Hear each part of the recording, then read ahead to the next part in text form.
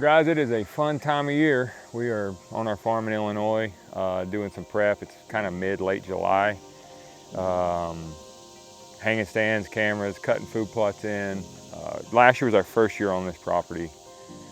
And we learned so much, about how the deer move, how they use it. Obviously it takes years to really learn a property, but we did learn a lot last year. And this is one of the spots. We called this kill hole because when we got here, actually the first few minutes I was on this farm, it's kind of the first place I came, the year we got it, shed hunting.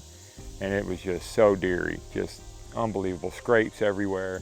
It's kind of an old grown up house place that leads out to a bunch of ag, and then a big oak ridge that drops off in the bottoms. And so last year we planted this plot, hung a couple sets up here, and in the rut, a giant 7-point showed up here. I know you're thinking 7-point, but it's like one of the biggest 7-point I've ever seen, just old, mature deer. And so we kind of learned that he lived here, but he stayed up high in this old house place. And every time we tried to get in here to hunt, we blew him out.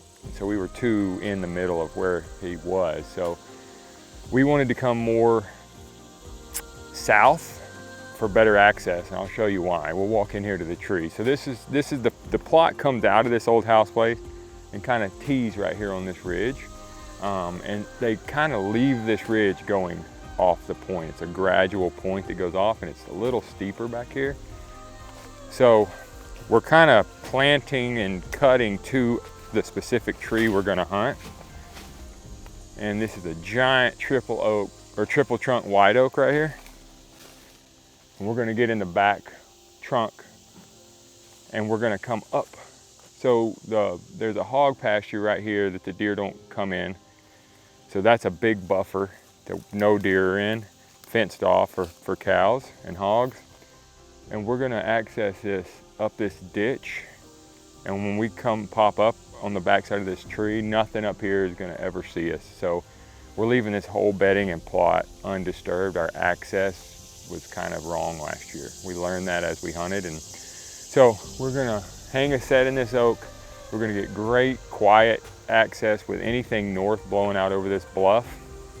And most of the deer are gonna come off this ridge out of that ag in the morning and run this ridge. There's oaks and all kinds of stuff here. And that's what that big deer did last year. He would leave this ridge this way, but he spent a lot of time up here. And so we're just gonna try to catch him on the fringe of what he uses right here.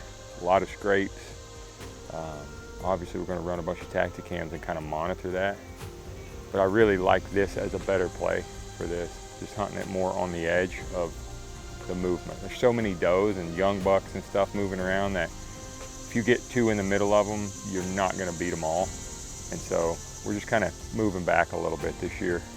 Maybe 150 yards from where we were, but we can just access it so much better and get multiple hunts without them knowing we're here. So that's honestly what I look for when I'm hanging a stand.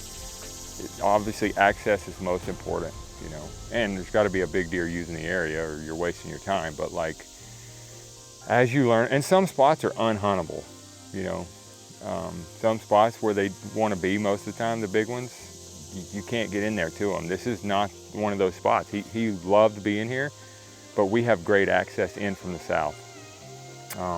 That's the only access we have without blowing deer out, but hey, we got a spot. And great tree. You never have a tree like this where you need it.